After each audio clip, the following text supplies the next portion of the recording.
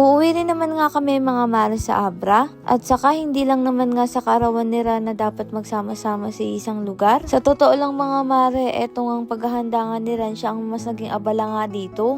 Dahil kung ako lang mga mare, hindi ko na talaga kakayanin, mukhang malakas lang ako dito sa camera pero nanghihina rin ako. Alam nyo naman nga, nag-aaral ako, business owner pa tayo, isa ring anak, isa ring may anak, buntis pa. Kumbaga mga mare, pinaubaya ko na nga rin kay Ran yung pagpaplano nga sa kaarawan niya. Kung ako nga masusunod, simple lang ang gusto ko. Pero dahil nga si Ran ang may kaarawan, siya nga mga mare ang nasunod. Kaya naman mga mare, akala ko masayang kaarawan nga lang to para kay Ran. Kaya lang mga mare, ang dami mga basher sa comment section. Nakesyo nga ako ano-ano nga mga mare sinasabi, masama akong manugang, hindi ako mabuting partner, nakesyo may something ako, at kung ano-ano pa nga. Sabi ko na nga kasi kay Ran wag na kami magganito kasi magiging issue na naman nga to sa pamilya ko. Lalong-lalo na nga sa akin mga mare. Kung mapapansin nyo ilang beses pa lang naman nga ako nagpaliwanag sa mga ganitong bagay. Tulad nyo tao din ako mga mare at minsan nasasak din sa mga comment na ganito. Nasabi ko na rin nga mga mare kagabi kung bakit nga walay taga-Abra dahil nga may mga obligasyon nga rin sila o bakit hindi pinasundo na isang beses lang naman nga sa isang taon ng kaarawan nga ni Ran. Yung araw kasi ng kaarawan ni Ran mga mare may pasok, tiyak yung mga bata doon may pasok nga din at nag-aaral. Pero hindi naman nga ibig sabihin nun na hindi nga namin sila kasama may mga issue na nga. Dahil tulad nga ng sabi ko sa inyo mga mare pupunta rin naman nga kami sa Abra, hindi lang naman nga ito yung araw. Hindi naman nga kami mag-celebrate doon mga mare ng paulit-ulit. Kaya abangan nyo na lang din ang pag-uwi namin doon mga mare at eto in-enjoy na nga lang din namin yung mga ilang sandali nga namin dito sa Casa Milagros. Dito nga lang to mga mare sa Pampanga. Kaya sa lahat ng gustong malaman yung pinaka-details, ilalagay ko na nga lang dyan sa comment section. Mga mare, walang kamali-mali nga dito, pati nga siya ay nadadami sa mga basher. Pero tulad ng ngiti niya mga mare, ngingitian na nga lang natin yung mga ganyang bagay. At saka deserve na deserve ni mama makapagpahinga ngayon mga mare dahil nga sa pag-aalaga nga kay Gael. Totoo yan, kung wala si mama hindi rin namin kakayanin na wala nga mag-aalaga kay Gael na mapagkakatiwalaan nga namin. Totoo din na hindi namin kakayanin kapag nga wala si mama na nakaagapay nga sa amin sa pag-aalaga at pag-aasikaso kay Gael. At saka mga mare, isang araw lang naman nga kami nakapag-enjoy. Deserve naman nga natin to, di lang dahil sa kaarawan ni Ran, kundi dahil mga mare nagtatrabaho nga tayo. May pa-previous pa rin tayo mga mare hanggang ngayon na, pero tingnan nyo naman nga yung feedback na kay 11 order na nga daw siya at eto nga daw pinakamagandang na-discover niyang sabon. May 50 grams pa nga rin tayo mga mare at meshnet na pa-previous. Sa mga basher ko nga dyan, sinasabi ma-attitude ako, isipin nyo na nga kung ano yung gusto nyo isipin sa akin. Dahil alam ng Diyos na kahit kailan hindi ako naging ma-attitude at nagmataas sa buhay.